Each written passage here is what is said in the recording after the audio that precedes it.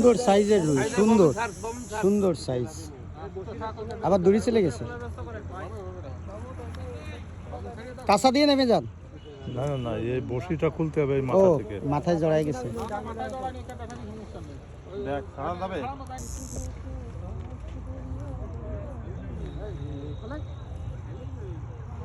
ও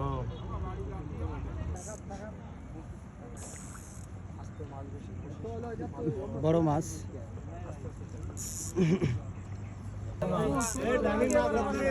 এখন আমো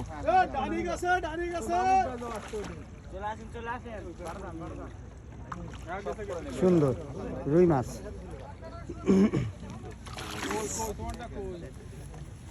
দেখেন ওই সাইডে নেই।